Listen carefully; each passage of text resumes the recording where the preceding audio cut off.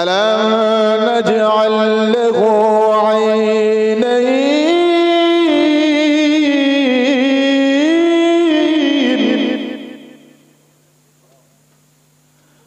ولسانا وشفتين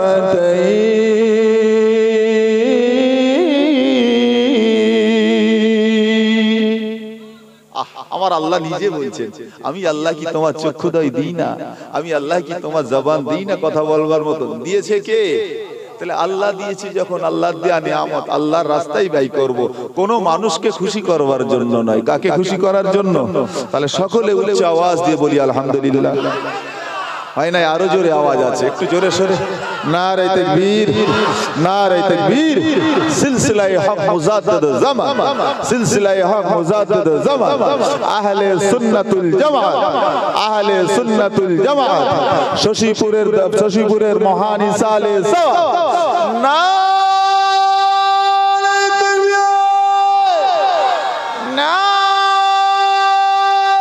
তাকবীর, মাশাআল্লাহ। আল্লাহ কবুল করেন, বলুন আল্লাহুম্মা আমিন। লক্ষ কোটি দরুদের নজরানা সরকারে দো আলাম সৈয়দুল মুরসালিন শফিয়ে মুজনবিন সৈয়দুল কওনাইন আমিনার লাল মদিনার দুলাল হাবিবিনা নবিয়িনা ওয়া রাসূলিনা জনাবে মুহাম্মদুর রাসূলুল্লাহ। সকলে বলুন সাল্লাল্লাহু আলাইহি ওয়াসাল্লামের প্রতি আল্লাহ পাক যেনাকে আমাদের নবী, আমাদের রাসূল, আমাদের পয়গম্বর করে পাঠিয়েছেন, যেনার কারণে আল্লাহ আমাদের কিসমত আর ইজ্জতটাকে আল্লাহ এত বড় করেছে। আমার ভাইজানেরা মাশাআল্লাহ, দীর্ঘ আলোচনা নয়, খুব সারসংক্ষেপ একটা কথা। পবিত্র কোরআনুল কারীমের একটা আয়াত শরীফ আপনাদের কাছে তেলাওয়াত করেছি। আসুন ওই আয়াত এবং রাসূল পাক সাল্লাল্লাহু তাআলা আলাইহি ওয়াসাল্লামের অসংখ্য অগণিত মুখনিসৃত বাণী তথা পবিত্র হাদিস শরীফের মধ্য থেকে একটা হাদিসের অংশ বিশেষ আপনাদের কাছে তেলাওয়াত করেছি।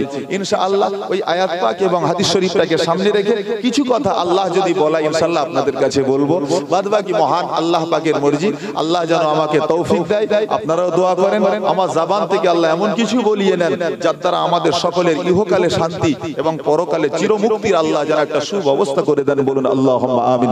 আমার ভাইজানেরা আসুন একেবারে সরাসরি ডাইরেক্টলি আল্লাহ পাকের পবিত্র কোরআন পাকের আয়াত, যেটা আমি তেলাওয়াত করেছিলাম, যে আয়াতের ভেতরে আল্লাহ রাব্বুল আলামিন বলেন যে আমি আল্লাহ তোমাদেরকে বলছি ইন্না রাহমাতাল্লাহি কারীবুম মিনাল মুহসিনিন।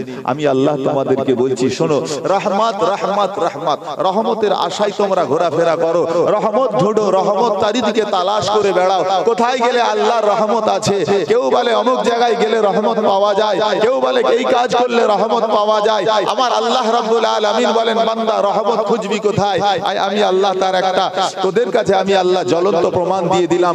আল্লাহ কোরআন পাকেই ঘোষণা করছেন যে হ্যাঁ, প্রকৃত মুহসিন বান্দা তথা হাক্কানি আল্লাহ ওয়ালা, আল্লাহর মাহবুব বান্দা, আয় তাদের সহবতে বস, তাদের সচরাচর থাক, তাদের ছায়াস্থলে পড়ে থাক। আমি আল্লাহ বলছি আমার রহমতটা সেখানেই থাকে।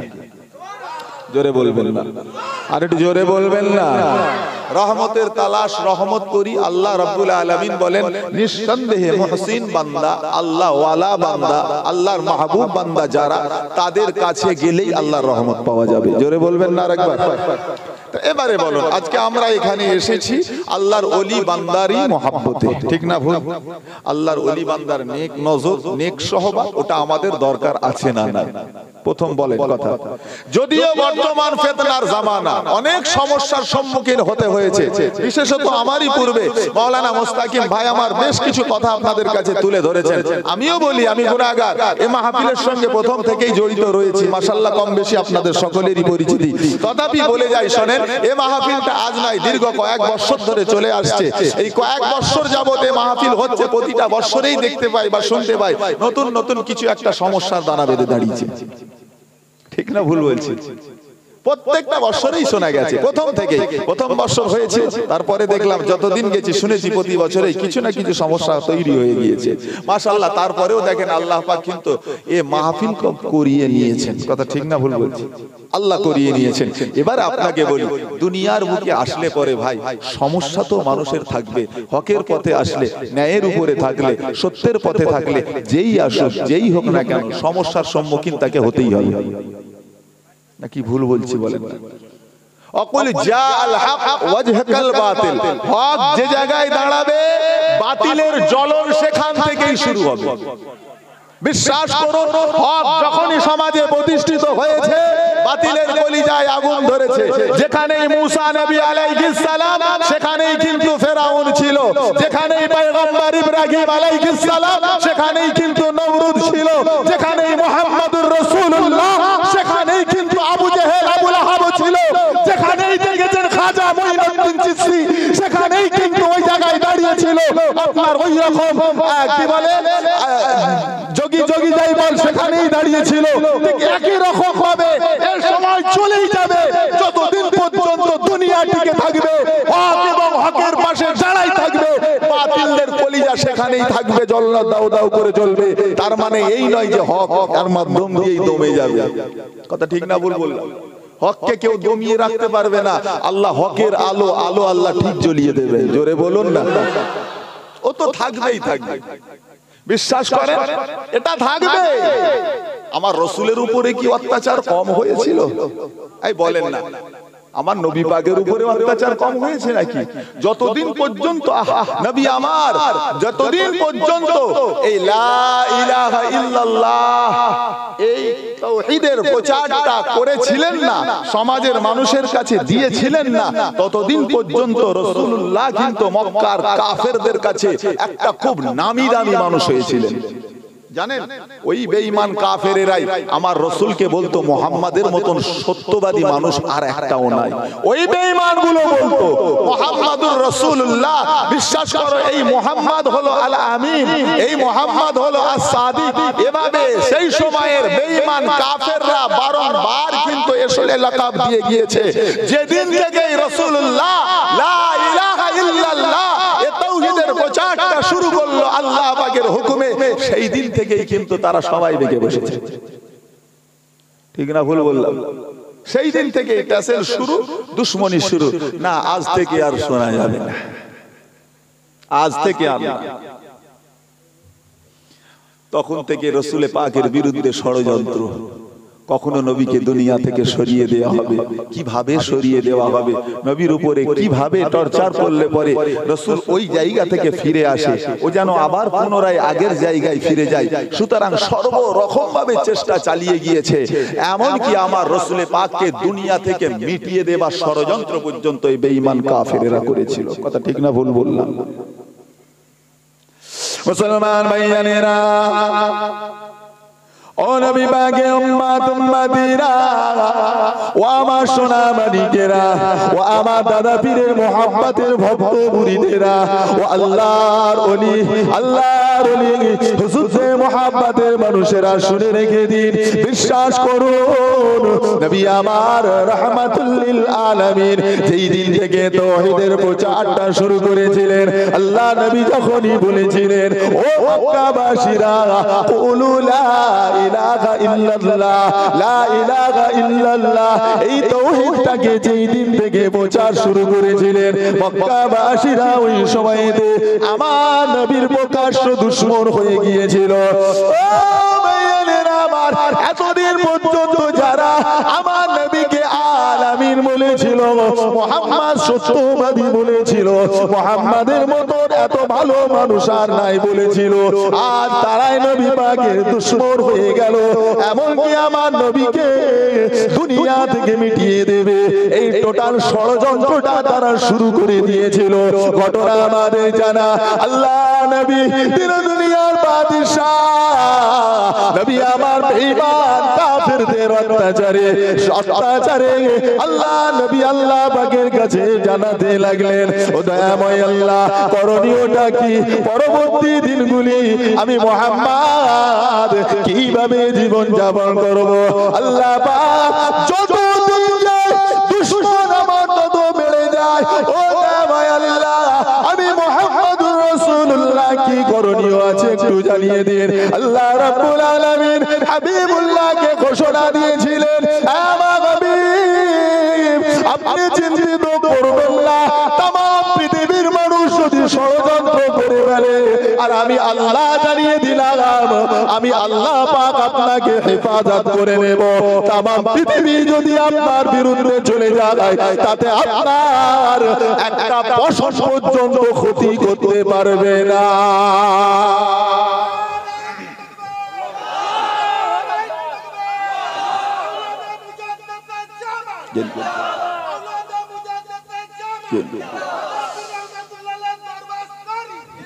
আমার ভাইজানেরা, তাম পৃথিবীর মানুষ যদি ষড়যন্ত্র করে আমার রাসূলের কোনো কিছু ক্ষতি হবে না, এ সংবাদ কে দিয়েছেন?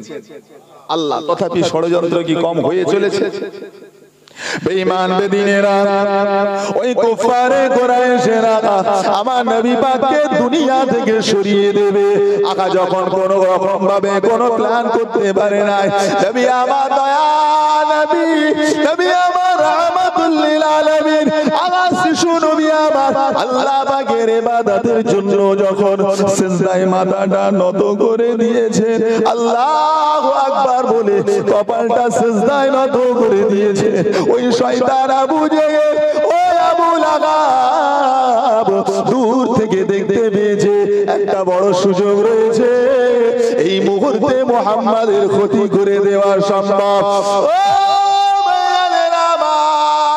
ষড়যন্ত্র তৈরি করে নিয়ে আমার রাসূলে পাকের মাথার উপরে তথা সিজদা হালাতে আমার নবী পাকের মাথা মোবারকের উপরে উটের বুড়ি গিলো নিয়ে চাপিয়ে দেওয়া হয়েছে।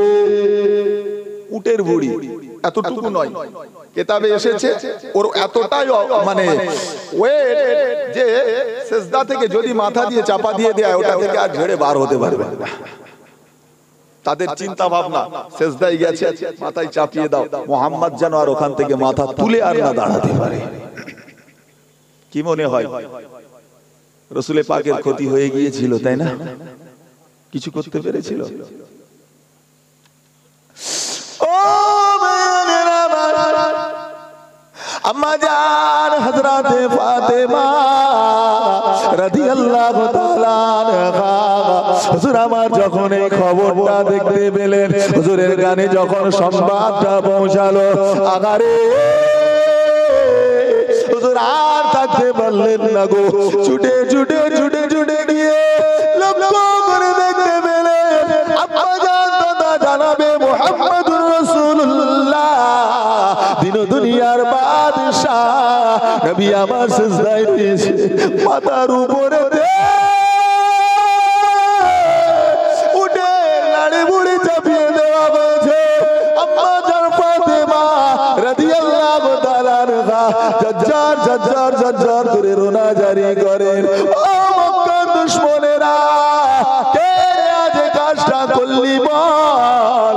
আমার আব্বা তো তোদের এতটুকু ক্ষতি করে দেয় না, আমার আব্বা জান তোদের কারো সম্পত্তি নিয়ে নেয় না, আমার আব্বা জান তোদের কারো কোনো ক্ষতি করে দেয় না, তথাপি কেন তোরা আমার আব্বা জানের সাথে এই কাজটা করলি বল? হুজুর আমার ওই কান থেকে, হুজুর আমার ওই মাথার উপর থেকে, আল্লাহ রাসূলের মাথার উপর থেকে ওই বুড়িটাকে সরিয়ে দিয়ে আমার নবী পাককে ওখান থেকে উঠিয়ে নিয়েছিলেন। জোরে বলুন সুবহানাল্লাহ। ও আমার ভাইজানেরা, একটা কথা এবারে বলুন, এই যে ভাবে আমার রাসূলকে দুনিয়া থেকে মেটাবার ষড়যন্ত্র তারা চালিয়েছিল, এতে কি তারা সাকসেসফুল হতে পেরেছে কিনা? পেরেছে? পারে না। নবীর উপরে তাদের একবার নয় বারবার বারবার ষড়যন্ত্র করেছে। কখনো বা উটের নাড়ি ভুড়ি চাপিয়ে দিয়েছে, কখনো দেখা যাচ্ছে রাস্তায় কাঁটা বিছিয়ে দিয়েছে, কখনো দেখা যাচ্ছে গর্ত খুলে রেখে দিয়েছে। শুধু তাই নয়, লাস্ট তারা তখন যখন এতেও পেরে ওঠে না, সব শেষ, নবী আমার আরামের বিছানায় ঘুমিয়ে রয়েছে, ষড়যন্ত্র করে নিল। এটাই সুযোগ, আজকের রাতটা আমাদের কাছে বড় ভাইটাল রাত, সুতরাং মুহাম্মদ আরাম করবে আমরা চারিদিক থেকে ঘিরে আজ রাত্রেই তাকে বিছানাতেই দুনিয়া থেকে মিটিয়ে দেব, এই চিন্তা ভাবনা নিয়ে তারা এগিয়ে চলে গিয়েছে। আমার আল্লাহ পাক নির্দেশ দিয়েছিলেন, আমার হাবিব আপনি চিন্তা করবেন না, আপনি চিন্তা করবেন না। কুফফারে কুরাইশ আপনার দুশমনেরা চারিদিকে ঘিরে থাকতে পারে, তবে শুনে রেখে দেন আমি আল্লাহ আপনার সাথে আছি। জোরে বলেন না, ইন্নাল্লাহা মা'ানা, আমি আল্লাহ আপনার সাথে আছি। আপনি চিন্তা করেন নাই, আমি আল্লাহ বলছি। আপনি এক মুঠো বালি তুলে নেন, বালি উঠিয়ে নেন, আর রহমতের নবী আমার মুবারক হাত দিয়ে এক মুঠো ধুলো বালি তুলে নিলেন। আল্লাহ করব কি? আল্লাহ বলেন, হাবিব ও বালিটাকে নিয়ে একটু ওদের দিকে ছড়িয়ে দেন। আল্লাহ বলেন ছড়িয়ে দেন। রাসূল আমার ওই বালিটাকে নিয়ে ছড়িয়ে দিলেন ওদের উদ্দেশ্যে বাইরের দিকে। কি ভাই, অতগুলো মানুষ চারিদিক থেকে ঘিরেছিল, বালির কোনাগুলো প্রত্যেকের চোখের কোনায় কোনায় ঢুকে গেছে। আল্লাহর কোরআন বলেন, ওমা রমাইতা ইজ রমাইতা ওয়ালাকিন্নাল্লাহ রমা। হাবিবকে বলেন, আয় আমার হাবিব আপনি ছুড়েছেন না, না ওটা আপনি ছুড়েন নাই, বরঞ্চ শুনে রেখে দেন আপনার কুদরতি হাতের পেছনে আমি আল্লাহর হাত লুকিয়েছিল, আপনার হাতের পেছনে আমি আল্লাহর কুদরতি হাত লুকিয়েছিল, বরঞ্চ আপনার ছোড়ার সাথে সাথে আমি আল্লাহ ওটাকে নিয়ে চারিদিকে তথা কাফেরদের চোখের কোনায় কোনায় ঢুকিয়ে দিয়েছি। সকলে অন্ধ হয়ে গেছে, সকলে অন্ধ হয়ে গেছে। রাসূল আমার একেবারে সসম্মানে সবার সামনে দিয়ে বেরিয়ে চলে গেছেন। কারো ক্ষমতা হয় না একবার দেখবার যে মুহাম্মদ চলে যাচ্ছে। জোরে বলবেন, ইজ্জত যদি আল্লাহ বাড়ায় কেউ কমাতে পারে না। ও মুসলমান ভাইয়েরা শুনে রেখে দেন, ঠিক একই রকম ভাবে আজ ইয়াউমুদ্দিন একেবারে কিয়ামত পর্যন্ত পৃথিবীর বুকে ওয়ারাসাতুল আম্বিয়া তথা নবীদের ওয়ারিস যারা হবে, ন্যায় এবং সত্যের উপরে যারা প্রতিষ্ঠিত থাকবে, তাদের উপরেও ঠিক একই রকম ভাবে টর্চার আসবে আসবে আসবে আসতে থাকবে। ঠিক একই ভাবে নবীরা যেমন অত্যাচারিত হবার পরেও ন্যায় এবং সত্য থেকে পিছিয়ে চলে যায় না, হাক্কানি উলামায়ে কেরামগণ আল্লাহ ওয়ালা বান্দি যারা হবে, তারাও কিন্তু ওই টর্চার আর অত্যাচারের ভয়ে হক থেকে পিছিয়ে চলে যাবে না। কথা ঠিক না ভুল বললাম? যাবে না। কত মার বিমার, তোদের কত প্ল্যান প্রোগ্রাম রয়েছে, চালিয়ে যা, দেখ আমাদের বিশ্বাস আমার আল্লাহ আমাদের সাথে আছে। জোরে বলে আল্লাহ আছে, সুতরাং তোদের টেনশন নাই, তোরা যত ষড়যন্ত্র করবি করে যা। কম করেন না। এখন এ ষড়যন্ত্র বুঝবে কে, দেখবে কে, ক্ষমতা কার আছে বুঝতে পারেন না। এসেছি ওলির দরবারে, আজকে যাবে একটুখানি জিয়ারত করে বেরিয়ে চলে যাব, মাশাআল্লাহ। এখান থেকে হুজুরের রুহানি দোয়া নিয়ে বেরিয়ে চলে যাব। এখন প্রকৃত পক্ষে এটা বিরোধী করবে কে? যারা জিয়ারত মানে তারা করবে, না যারা জিয়ারতকে মানে না তারা করবে? আপনারা বলেন। নামাজ আপনি পড়েন, ও নামাজ আপনাকে পড়তে দেবে না কে? যে নামাজ ভালোবাসে সে, না যে নামাজ বিরোধিতা করে সে? এবারে বলেন কে করে এ কাজটা? কার? বান্দাকে ন্যায় থেকে সত্য থেকে দূরে সরিয়ে দেবে, এই চিন্তা ভাবনাটা কার? জানা নাই। আবারও বলছি, আল্লাহর বান্দাদেরকে হক থেকে ফিরিয়ে জাহান্নামের দিকে নিয়ে যাবে, এই চিন্তা ভাবনাটা কার? শয়তানের। সে আল্লাহর কাছে চেয়ে এসেছিল, আল্লাহ এদেরকে যতক্ষণ না জাহান্নামে নিয়ে যেতে পারি আল্লাহ পাক আমি ক্ষান্ত হব না, আপনি শক্তি দেন, চেয়ে এসেছি। কি মনে হয় শয়তান এখানে থাকতে পারে না? বলেন নাই? মাঝখান থেকে সুরসুরি দেবে, খালি খালি বাইরে একটু ঘুরে আসে, একটু বিড়ি বিড়ি খেয়ে আসে, দেবে না? থাকতে পারে না? সব জায়গায় আছে, কিন্তু আছে তো আছে, আপনি চিনবেন কি করে? আপনার চেনার মতন নজর লাগবে তো। কথা বলেন না। শয়তান চেনার মতন চোখ লাগবে তো। না চিনতে পারলে আপনি বুঝবেন কি করে যে ওইটা শয়তান? আবারও বলছি, না চিনতে পারলে আপনি বুঝবেন কি করে যে ওইটা শয়তান? মনে করেন আমি এখানে ওয়াজ করছি, ইতিপূর্বে মানে এর আগে আমরা জোবায়েরকে চেনেন নাই, যাক যদি জোবায়েরকে না চেনেন তাহলে কি কোনোদিন আমার সঙ্গে দেখা হলে রাস্তাঘাটে আপনারা বলতে পারবেন যে ওটা জোবায়ের? আর এই দেখা হলো, পরিচিতি হয়েছে পথে ঘাটে মাঠে বা অন্যান্য কোনো জায়গায়, কখনো যদি সামনাসামনি হয়ে যায় তখন আপনি আপনার আলোচনা করে বলতে পারবেন যে না এটা সেই আমাদের জুবায়ের ভাই। ঠিক না ভুল বলছি? কারণটা কি? কাউকে চিনতে গেলে আগে দেখার দরকার আছে না কি ভুল বলছি? চেনা লাগলে দেখা লাগবে তো। আপনি যদি না দেখেন, মনে করেন এই পাত্রে মদ রয়েছে, হারাম না হালাল? হারাম না হালাল? হারাম। মদ হারাম আমরা জানি, মনে করুন এটাই মধ্যে মদ রয়েছে। তাহলে এটা যদি আপনি না জানেন, এটা যদি না চেনেন, না যদি বোঝেন, তাহলে আপনি এটা কি আছে জানতে পারবেন? তাহলে আগে আপনাকে এটা দেখতে হবে, বুঝতে হবে, এ সম্পর্কে আপনার ধ্যান ধারণা রাখতে হবে, তবেই তো আপনি এটা সম্পর্কে ফতোয়া দিতে পারবেন যে না ওটা চলবে না। ঠিক না ভুল বলছি? তাই না? তাহলে এখন কথা হলো, যদি আমি চিনি জানি ফতোয়া দিই, তাহলে আমাকে আগে জানতে হবে। তাই আসুন আমি আপনাকে বলি, এবারে আজকে বলে দিয়ে যাই, আমরা আজ শশীপুরের ইশালে সবে এসেছি, আল্লাহর ওলির দরবারে বসে আছি। বিশ্বাস করুন, আসুন এখান থেকে আপনাদের কাছে প্রশ্ন করি, আমরা এতগুলো ভাইজান মাশাআল্লাহ বসে আছি, তাহলে শয়তান আমাদের বন্ধু না শত্রু? জোরে বলেন, বন্ধু না শত্রু? দোস্ত না দুশ্মন? দুশ্মন, সবাই জানি তো। এবারে বলেন কে কে দেখেছেন দুশ্মন? কারণ দুশ্মনকে দেখতে হবে, না হলে আপনি দুশ্মনের থেকে দূরে থাকতে পারবেন না। নাকি ভুল বলছি? আপনার সঙ্গে কারো থানায় কোর্টে কেস চলছে, এখন আপনি জানেন, যদি না চেনেন তোর থেকে আপনি দূরত্ব বজায় রাখবেন কি করে? তাই না? তাহলে আগে তো দেখা লাগবে। বলেন কে কে দেখেছেন? একটু আল্লাহকে হাত তোলেন তো দেখি। শয়তান দেখেছেন কে কে? দেখেন না? কেউ দেখেন? এতগুলো ভাইজান কেউ দেখেননি? এই আমরা কেউ শয়তান দেখিনি। আল্লাহ, কি করলাম তাহলে? দেখবার ইচ্ছা আছে, দেখবেন। আজকে এখানে বসেছি, হুজুরের ইশালে সব এসেছি, কিছু তো নিয়ামত নিয়ে যাই নাকি গো? এই বলেন না, কিছু নিয়ামত নিয়ে যাব তো?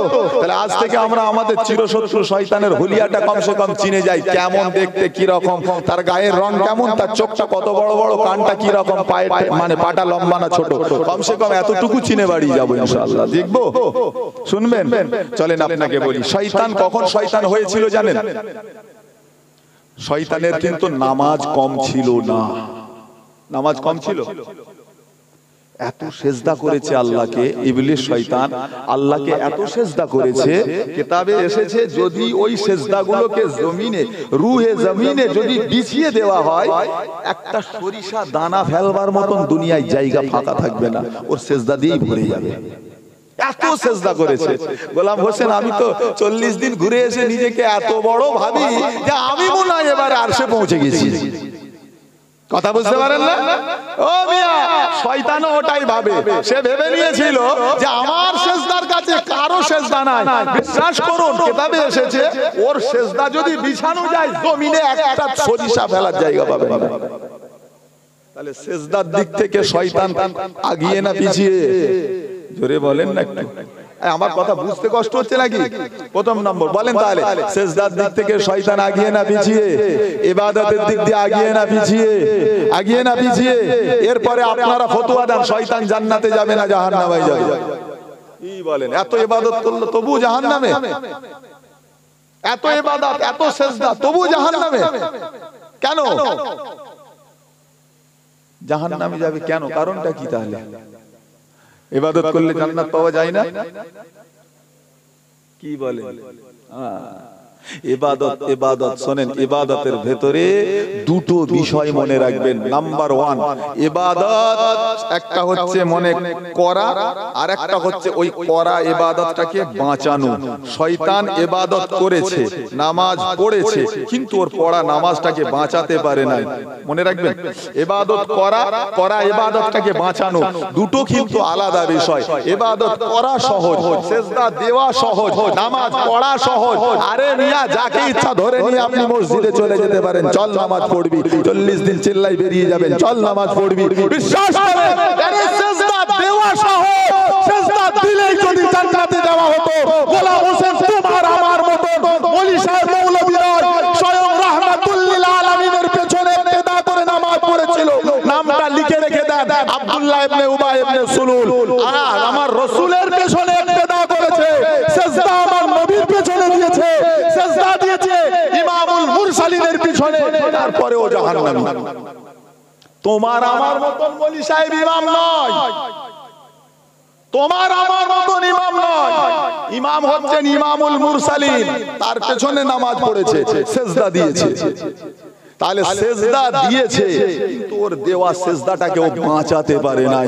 ইবলিস শয়তানও ঠিক তাই, সেজদা দিয়েছে, সেজদাকে বাঁচাতে পারে নাই। ও মুসলমান, ও আমার সোনার মানিকেরা, তাই আপনাদেরকেও বললাম দুটো জিনিস দিয়ে সব সময় কম্পেয়ার করবেন যে হ্যাঁ আমার ইবাদত আর করা ইবাদতটাকে বাঁচানো দুটো কিন্তু আলাদা আলাদা বিষয়, অনেক কঠিন বিষয়। করা সহজ, বাঁচানো কঠিন। পয়সা আছে হজে যাবেন, কিন্তু ওই হজটাকে বাঁচানো বড় কঠিন। হজ থেকে ফিরে এসে দেখা যায় কত হাজি খারাপ লাইনে চলে গেছে। ঠিক না ভুল বলছি? কত হাজিকে দেখা গেছে। সুতরাং এটার ফ্যাক্টর নয়, মনে রাখবেন ইবাদত করার থেকে মূল বিষয় হচ্ছে আপনার ইবাদতটাকে বাঁচানো। ইবলিস শয়তান ইবাদত করেছে কিন্তু করা ইবাদতটাকে বাঁচাতে পারে না। আল্লাহ ইবলিস শয়তানকে বলেছিল, সবার উদ্দেশ্যে হুকুম দিয়েছিলেন কি? উসজুদু লি আদম, এই তোমরা সবাই আমার আদমকে সিজদা করো। ঘটনা মাশাআল্লাহ সবাই জানেন, আমি ঘটনা বলবো না। সবাই যখন বলেছিল যে আমার আদমকে সিজদা করো, সাজাদা কুল্লু মালাইকাত ইল্লা ইবলিস, সমস্ত ফেরেশতারা সিজদায় চলে গিয়েছে, ইবলিস দাঁড়িয়ে গেছে। আল্লাহ জিজ্ঞাসা করছেন, কি রে তুই সেজদা দিলি না? আল্লাহ আমি তোর থেকে ভালো। আল্লাহ আল্লাহ আমাকে আগুন দিয়ে বানিয়েছে, ওকে মাটি দিয়ে বানিয়েছে। আল্লাহ আমি আগুন হয়ে মাটির সামনে মাথা নত করবো? কি এটা কি বলে? এটাকে আমাদের ভাষায় কি বলে? ট্যাসেল, অহংকার, আত্ম অহমিকা। কথা ঠিক না ভুল বলছি বলেন না? আজ আমাদের ভেতরে এই জিনিসটা বৃদ্ধি পেয়েছে না কমেছে? আজকে এই ইসালের স্বভাবটা এই জায়গায় আসার কারণ হলো এইটা। কথা বুঝতে পারেন না? এইটাই হচ্ছে মূল কারণ, কিচ্ছু না। যে কি দরকার আছে, কিসের সমস্যা আছে? না না না না, ওখানে ও করবে কেন? এটা আমি করব, এটা আমার ব্যাপার, আমি যার যা মন চেয়েছে করব। আমার থেকে বড় কি আছে? এই আমিত্ব ভাব, এটা হচ্ছে খাসলাতে ইবলিস। কথা বুঝতে পাচ্ছেন? চলেন মিলিয়ে নেন। দ্বিতীয় নম্বর, প্রথম নম্বর পয়েন্ট দিলাম, খুব ভালো করে শোনেন। দ্বিতীয় নম্বর পয়েন্ট, ইবলিস শয়তান সেজদা দেয় নাই। আল্লাহ রাব্বুল আলামিন বলল, কি রে সিজদা দিলি না? আল্লাহ আমি ওর থেকে উত্তম। আল্লাহ তোমাকে সিজদা দিতে আমি কখনো কোনো দিনের জন্য আমি কম করি না। দিয়েছে কি? যখন আল্লাহ বলেছে দিয়েছে, যখন বলেছে দিয়েছে। ইবলিস নামাজ পড়তে হবে, পড়েছি। আল্লাহ কোটি কোটি বছর নামাজ পড়েছি, এত নামাজ পড়েছি যে সিজদার অভাব নাই। আগা মুসলমান ভাই জানেরা, আসুন এবার একটু হুলিয়াটা চিনে নেবার চেষ্টা করুন। এই যুবকেরা, তরুণেরা, বিশ্বাস করুন শয়তান ইবাদত করতে কম করে না। না না না, শয়তান কিন্তু আল্লাহকে সিজদা দিয়েছে, এত সিজদা দিয়েছে, রুয়ে জমিনে শয়তানের ইবাদত, শয়তানের সিজদা ফাঁকা যাবে না। তথাপি আপনাকে বলি, ওই শয়তান জাহান্নামী হয়ে যাবে। কারণ হলো একটাই, ইবলিস শয়তান আল্লাহ সিজদা দিতে কোনোদিন কম করে নাই। আজও দুনিয়ার জমিনে আসুন আপনি চিনে নেবেন শয়তানের খাসলাতটা কার ভেতরে আছে। না রে ভাই না, নামাজ পড়ার বিষয়ে যখন বলা হবে, অবশ্যই আমরা নামাজি আছি, আমরা নামাজ পড়বো, আমরা রোজা রাখবো, নামাজের দিকে কোনো সমস্যা আসবে না। সুতরাং লক্ষ্য করেন, ইবলিস শয়তান আল্লাহকে মেনেছে। এদিকেও দেখা যায় সমাজে এমন মানুষও আছে যে আল্লাহকে মানবে, ইবলিস শয়তান সিজদা আল্লাহকে দিয়েছে, কোনোদিন সমস্যা করে না। সমাজে এমন মানুষ আছে, ওকেও লক্ষ্য করবেন, আল্লাহকে সিজদা দেবে, কোনো সমস্যা করবে না। ইবলিস শয়তানকে লক্ষ্য করে দেখা গেছে আল্লাহর ওয়াহদানিয়াতকে মেনে নিয়েছে, সমস্যা করে না। এদিকে সমাজে তাকিয়ে তাকিয়ে দেখবেন ঠিক একই রকম ভাবে আল্লাহর ওয়াহদানিয়াতের স্বীকৃতি দেবে, তাতে কোনো বাধা হয়ে যাবে না। তবে ভাইজান শুনে রেখে দিন, চতুর্থ নম্বরে একটু মিলিয়ে নেবেন, ইবলিস শয়তান সব কিছু করে নেবার পরে পরে আল্লাহর হুকুম তথা আমার নবীকে তাজিম কর, আমার রাসূলকে তাজিম কর, ওই জায়গায় দাঁড়িয়ে ইবলিস শয়তান বলেছিল, আল্লাহ আমি পারবো না। ও মুসলমান ভাইজান, আজও সমাজের বুকে তাকিয়ে তাকিয়ে দেখবেন সমাজে এমনও রয়েছে আল্লাহর সব হুকুম মানবে, নবীর তাজিমের বেলায় গেলে বড় ফতোয়া দেয়। ঠিক না ভুল বললাম? আছে এরকম? সব করবে। নামাজ কম নাই গো, আমরা নামাজ পড়ি, রোজা খুব করেছি, হজ তাও করি, সব করে নিয়েছে। তাজিমে রাসূল তাকিয়ে দেখেন ওখানেই সমস্যা।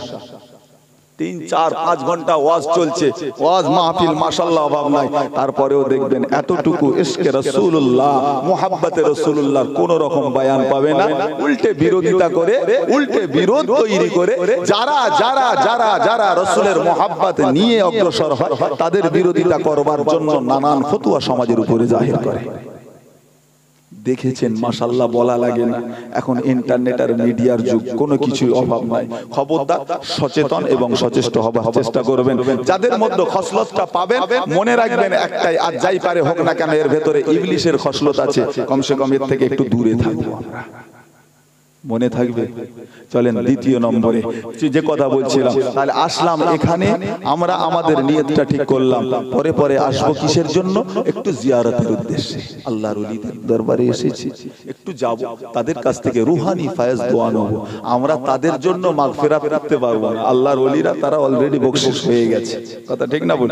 কোনদিন কি এরকম শুনেছেন খাজা হুজুরের জন্য গিয়ে দোয়া করেছি, আল্লাহ খাজা হুজুরকে মাফ করে দেন? না, আমরা বরঞ্চ দোয়া করি আল্লাহ খাজা হুজুরের ওসিলায় আমাদের মাফ করে দেন। ঠিক না ভুল বলছি?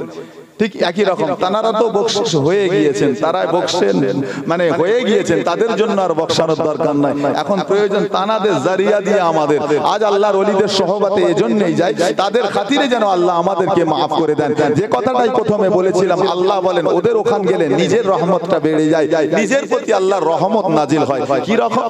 একটা আল্লাহর ওলির কিতাবে জীবনী পড়ছিলাম, পড়তে পড়তে দেখলাম তাতে লিখেছে যে একজন আল্লাহর ওলি ওয়াজ নাসিহাত করছেন, বহু মানুষ বসে ওয়াজ শুনছেন, খুব গরম, প্রচন্ড গরম, ওয়াজ শুনছেন। শুনতে শুনতে হুজুর একজন ব্যক্তি, হুজুর যখন বলছেন এই আয়াতটা যখন ব্যাখ্যা করছেন যে ইন্না রাহমাতাল্লাহি কারীবুম মিনাল মুহসিনিন, যখন এটার ব্যাখ্যা দিয়েছেন, পেছন দিক থেকে একজন উঠে বলছেন হুজুর এটা ঠিক আমার বুঝে আসছে না যে আল্লাহর ওলি বান্দাদের কাছে গেলে কি করে রহমত পাওয়া যায়, এটা কি করে আমি বুঝে উঠতে পারলাম না। হুজুর বললেন এক কাজ করো, কচি সামনের দিকে আসো। গরমের সময় বয়ান হচ্ছিল, হুজুর কি করলেন, ওকে ডেকে নিয়ে স্টেজের দিকে তুলে নিলেন, নিয়ে বললেন এই কোণের দিকে বসো। স্টেজের উপরে তুলে নিয়েছেন, নিয়ে উনি কিন্তু ওয়াজ করেই যাচ্ছেন আর ওর দিকে খেয়াল নাই। আচ্ছা, স্টেজ প্যান্ডেলে যারা বসেছিল প্রচন্ড গরম, গরমের সময় প্রচন্ড গরমে সবাই ঘেমে যাচ্ছে, সবাই ঘেমে যাচ্ছে। ও এখানে এসে দেখলো যে না, উপরে একটা হাওয়া চলছে, যাই পারে হোক একটু ঠান্ডা ঠান্ডা হাওয়া রয়েছে, সুতরাং এখানটা একটু বসি। ও বসেছে, মনে মনে চিন্তা করছে দেখি হুজুর আমার উত্তর কখন দেয়। দীর্ঘক্ষণ আলোচনা হয়ে চলেছে, ওনারা উত্তরটা আর পাচ্ছেন না। সবশেষে উনি থাকতে না পেরে বলছেন যে হুজুর আমাকে একটু বলবেন আমার উত্তরটা কখন বলবেন। তো ওই সময় আল্লাহর ওলি বান্দা জবাব দিয়ে বলছেন, বাবা শোনো, তোমার উত্তর তুমি পাও না এখনো? বলে না। বলে শোনো এবারে তাহলে তোমাকে আমি একটু বুঝিয়ে দিই। আচ্ছা তুমি যখন ওখানে ছিলে তোমার হালাতটা কেমন ছিল? ওখানে মানুষদের হালাত বলতে খুব গরম, প্রচন্ড গরম হচ্ছিল। বলছে এখানে যখন এসেছো তোমার কি মনে হয় ওর তুলনায় এখানে কি আরাম হচ্ছে? বলছে হ্যাঁ হচ্ছে। কেন হচ্ছে? বলছে এখানে আরাম হবে, স্টেজে ফ্যান লাগানো আছে, ফ্যানের হাওয়া লাগছে। বলে ভাই সত্যি করে কথা বলবে, এই ফ্যানটা যে লাগানো হয়েছে এটা তোমার জন্য লাগানো হয়েছে না আমার জন্য লাগানো হয়েছে? বলছে কেন হুজুর এটা তো আপনার জন্য লাগানো হয়েছে। বলছে এটা আপনার জন্য মানে আমার জন্য লাগানো হলো, আর হাওয়াটা কি আমি একা খাচ্ছি না সবাই খাচ্ছে? বলে সবার কাছে ছড়িয়ে যাচ্ছে। বলে বাবা তোমার উত্তরটাও শুনে রেখে দাও, ঠিক একই জায়গায় আল্লাহর ওলিদের জন্য রহমত সিলেক্ট হয়, ঠিক একই রকম ফ্যানের বাতাস যারা যারা আল্লাহর ওলিদের সোহবাতে থাকে ওই হাওয়ার মতন ওই হাওয়ার বাতাসটা চারিদিকে ছড়িয়ে যায়। জোরে বলুন, যে পাই সেখানে নিয়ামত নিয়ে বাড়ি চলে আসে। এরা যাদের কপাল পুড়ে গেছে, যাদের কপাল হতভাগা, যারা বুঝতে পারে না, নিয়ামত চেনে না, সেখান থেকে কিছু আনতেও পারে না। বিশ্বাস করুন যারা পেয়েছে, জানে, বোঝে, আল্লাহর শুকর, তারা কখনো সেই নিয়ামত থেকে দূরে সরে যায় না। আরে আল্লাহর ওলি বান্দার কথা তো রাখেন আপনি, আমি বলছি একজন সাধারণ মাইয়াতের কথা শুনে রেখে দেন। হাদিস শরীফের মধ্যে এসেছে একজন আল্লাহর বান্দা, একজন আল্লাহ পাকের বান্দা দুনিয়া থেকে বিদায় নিয়ে চলে গেছে। ইন্তেকাল করে যাবার পরে তার পরিবার পরিজন আত্মীয় স্বজন দুনিয়ার জমিনে রয়েছে। রাসূল পাক হাদিস পাকের ভেতরে ঘোষণা করেন ওই বান্দা যখন কবরে চলে যায়, মাটি দেওয়া হয়ে যায়, ওই বান্দাকে মাটি মঞ্জিল কমপ্লিট করে দেওয়ার পরে ওই বান্দার রূহটা 1 মাস পর্যন্ত তার বাড়ির আশেপাশে ঘোরাঘুরি করে। কোথায়? বাড়ির আশেপাশে ঘোরাঘুরি করে, ঘুরে ঘুরে দেখতে থাকে, দেখি আমার বাড়িতে আমার পরিবার পরিজন বাচ্চাদের রেখে আসলাম, সন্তানেরা রয়েছে, আত্মীয় স্বজনেরা রয়েছে, ওরা কি কাজ করে, আমার জন্য কতটুকু কাজ করতে পারে দেখি।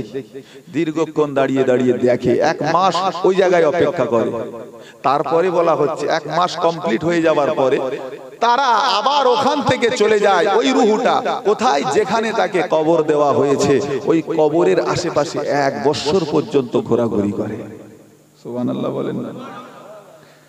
এটা যদি একটা সাধারণ মুমিন বান্দার রূহ হয়ে থাকে, তাহলে একটা আল্লাহর ওলিদের রূহটা কেমন হতে পারে? এবার আপনারা বিবেচনা করেন, বুঝতে পারেন না? একজন ঈমানদার বান্দার রূহানি হালাতটা আপনাকে শোনাচ্ছি। আল্লাহ পাকের নবী দিন দুনিয়ার বাদশাহ,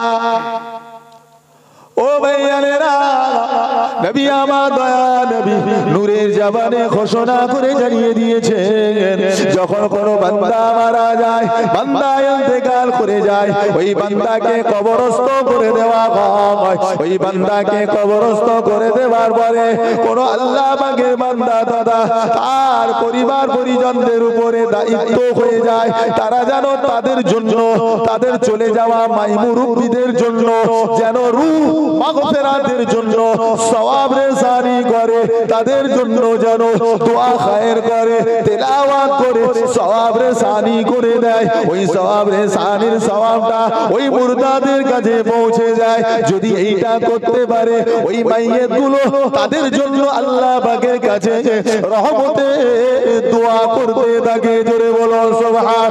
ও ভাইয়ানেরা, নবী আমার পরে জানিয়ে দিয়েছেন, যদি কেউ এরকম কাজটা না করে যায়, যদি কেউ এইরকম কাজটা না করে, ওই মাইয়িত গুলো তথা মুর্দারা তাদের জন্য বদদুয়া করতে থাকে। চলে গেছে যারা, বদদুয়া করে ওদের জন্য, এর বদদুয়ার প্রতিফল রাসূল বলেন তাদের রিজিক কমিয়ে দেওয়া হয়, হায়াত কমিয়ে দেওয়া হয়। যদি না করতে পারে, মুর্দাদের বদদুয়া, মাইয়িতের বদদুয়ার বিনিময়ে তাদের রিজিকও কমে যায় আর তাদের হায়াতও কমে যায়। কি মনে হয় জিয়ারতের দরকার আছে? চলেন আবার বলছি, সব রেসানি দেখেন। ও মেয়েরা, ও আমার সোনা মানিকেরা, ও নওজোয়ান তরুণ আল্লাহ ওয়ালারা, নবী আমার দয়া নবী, আল্লাহ নবী আরো জানিয়ে দিয়েছেন, কোন বান্দা যখন, তোমরা কোন বান্দা শুনে রেখে দাও, যখন জুমার দিন এসে যায়, যখন জুমার দিন সপ্তাহে হয়ে যায়, অথবা 2 ঈদের দিন এসে যায়, নতুবা নিসফু মিনাস শাবান শবে বারাতের দিনটা যখন এসে যায়, আর পরে আল্লাহ নবী আরো বলেন লাইলাতুল কদরের রাত্রিটা যখন এসে যায়, এই কয়েকটা রাত্রি উল্লেখ করে আল্লাহ নবী বলেন, শুনে রেখে দাও, ওই কবরবাসীরা এই রাত্রিগুলিতে নিজেদের কবর থেকে বাইরে বার হয়ে যায়, নিজেদের কবর থেকে বাইরে বার হয়ে যায়, ওখান থেকে বার হয়ে তারা তাদের প্রত্যেকের বাড়ির দরওয়াজায় গিয়ে দাঁড়িয়ে যায়। দরজার সামনে দাঁড়িয়ে যায়, প্রত্যেকটা মাইয়িত কবর থেকে উঠে গিয়ে বাড়ির দরজার সামনে গিয়ে দাঁড়ায়। দাঁড়িয়ে তারা কি বলে, দাঁড়িয়ে কি করে? কবে কবে বললাম? জুমার দিনে। কবে? জুমার দিনে। তারপরে 2 ঈদের দিনে, তারপরে শবে বারাতের দিনে, তারপরে চতুর্থ শবে কদরের দিন। মনে রাখবেন, বাড়ি থেকে গিয়ে তারা দরজার সামনে দাঁড়ায়। দাঁড়িয়ে তারা নিজেদের আত্মীয় স্বজনের উদ্দেশ্যে বলতে থাকে, ও আমার আত্মীয় স্বজনেরা, ও আমার সন্তান সন্ততিরা, এসো, আজ আমি তোমাদের কাছে ফিরে এসেছি, আমার জন্য কিছু কাফারা দাও, কাফারা করো, কিছু হাদিয়া করো। কি কাফারা? যদি অর্থের কাফারা দেওয়ার মতন তোমাদের মানে না থাকে, যদি সেটার মতন সামর্থ্য নাও হয়, কমসে কম তোমরা 2-4টে মিসকিনদের ডেকে একটু খানা হলেও খাইয়ে দাও। জোরে বলুন। চিন্তা করছেন কি সুন্নিদের কোন আমলটা কোন জায়গায় গিয়ে দেখে? বুঝতে পারবেন। শবে বারাত আসলে পরে দেখবেন যারা আহলে সুন্নাতুল জামাতের আকীদা ভুক্ত মানুষ, তারা কিন্তু এই সমস্ত ভালো কাজগুলো করে বেড়ায়। কিছু গরিব মিসকিনদের ডেকে খাওয়া খাইয়ে দেয়, ঠিক না ভুল বলছি? খাবার খাওয়ায়, সাথে সাথে করে দেখবেন কিছু ভালো মন্দ মিষ্টি মিঠাই নিয়ে এলাকার মানুষদের কাছে একটুখানি বিতরণ করে দেয়। কারণ মাইয়াতের জন্য, রুহের মাগফিরাতের জন্য আল্লাহ পাকের কাছে যেন ওটা একটা সাদকার জারিয়া হয়ে যায়। জোরে বলুন না সুবহানাল্লাহ। পৌঁছে দেওয়া হলো, তাদের জন্য দিয়ে দাও। 3 নম্বরে গিয়ে রাসূল বলেন যে হ্যাঁ, তারপরে ওই মাইয়াতটা তাদেরকে বলতে থাকে, ও আমার পরিবার পরিজনেরা, সন্তান সন্ততিরা, যদি তোমরা এটা নাও দিতে পারো তাহলে কমসে কম আমি বলি 2 রাকাত নামাজ পড়ে হলেও আমাদের জন্য একটু সবরেসানি করে দাও। বলেন এবারে আমরা করি কোনোদিন? কজন ব্যক্তি আছে যারা করি? জিয়ারত তো দূরের কথা, বাপ মাকে কবরে দিয়ে এসেছি, একবার চোখ তুলে দেখতেও যাই না যে কি হালে আছে, ঠিক না ভুল বলছি? চোখ তুলে আমাদের দেখারও সুযোগ হয়ে যায় না। ভাই বিশ্বাস করুন, আল্লাহ ঈমানদার বান্দাদেরকে বড় নিয়ামত করে বানিয়েছেন। বিশ্বাস করুন, শুধুমাত্র ঈমান নিয়ে দুনিয়া থেকে যাবেন, আল্লাহ কিসমতটাকে বড় করবেন। আল্লাহ পাকের ওলি বান্দা, ও মেয়েরা আমার, হযরত মালিক বিন দিনার রাহমাতুল্লাহ আলাইহি হুজুরের জীবনীটা পড়ছিলাম বাবা। হুজুরের জীবনীটা পড়তে পড়তে দেখলাম আল্লাহর ওলি হযরত মালিক বিন দিনার রাহমাতুল্লাহ আলাইহি হুজুর আমার 1 তারিখে রাস্তা দিয়ে হেঁটে হেঁটে হেঁটে হেঁটে চলে যাচ্ছিলেন। রাস্তায় যেতে যেতে রাস্তার কিনারায় একখানা কবরস্থান চোখে পড়ে যায়। হুজুর আমার কবরস্থানটাকে দেখে, হুজুর আমার কবরস্থানটাকে দেখে ওই কবরবাসীদের উদ্দেশ্যে একটিবার দরুদ শরীফ তেলাওয়াত করে আল্লাহ পাকের কাছে দোয়া করেন, ও রব্বুল আলামিন, আল্লাহ আমার এই তেলাওয়াতের সওয়াবটা নিয়ে এই কবরবাসীর মাঝে বেঁধে দেন। হুজুর এই কথা বলে চলে গেলেন। ও ভাইয়েরা আমার, হুজুর আমার বাড়িতে গিয়ে আরামের বিছানায় ঘুমিয়ে রয়েছেন। অন্ধকার রাত্রিতে হুজুর স্বপ্ন দেখতে লেগেছেন, হুজুর স্বপ্ন দেখতে লেগেছেন ওই কবরস্থান কথা, ওই কবরস্থান যেখান থেকে হুজুর আসার সময় কিছু সময় পেশানি করে এসেছেন, ওই কবরস্থানের মধ্যে আমার আল্লাহ পাক যেন একটা নূর দিয়ে বিছিয়ে দিয়েছে। আরেকটু জোরে বলুন সুবহানাল্লাহ। আল্লাহ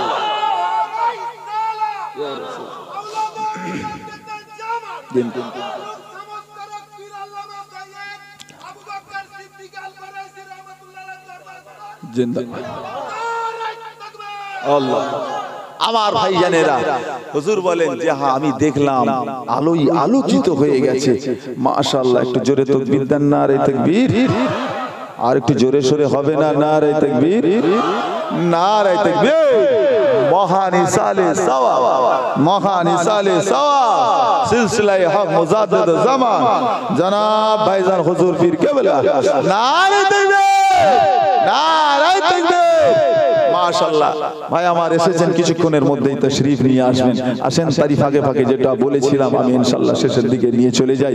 তো ভাই তাহলে আমাদের দরকার আছে না নাই? আছে না নাই? করি তো ফাঁকা একটু চেষ্টা করব আমরা, যাতে করে যতটা পারি একটু তেলাওয়াত করে পড়তে পারি, নাই কমসে কম একটু সূরা ফাতিহা শরীফ পড়ে, সূরা ইখলাস শরীফ পড়ে, বা কয়েকবার দরুদ শরীফ পড়ে, এটা তো সব রেশানি করে দিতে পারি। কে কি বললো, কে কি করলো, আমার বিষয় ওখানে নয়। আপনি কি করবেন আপনার হিসাবটা আপনি রাখেন, কারণ আপনার কবরে অন্য কাউকে নয়, আপনাকেই জবাব দিতে হবে। কথা ঠিক না ভুল বলছি গো? কথা সত্য না মিথ্যা বলেন? সুতরাং আপনি আপনার জায়গাটাকে পরিষ্কার করবার চেষ্টা করুন। আল্লাহ তৌফিক দেন, বলুন আল্লাহুম্মা আমিন। একটু জোরে সোরে বলবেন না আল্লাহুম্মা আমিন। দরুদ শরীফ আল্লাহুম্মা।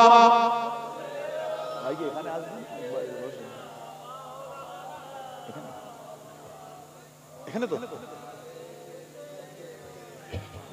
আসেন সকলে একটু উঠে দাঁড়িয়ে যাই,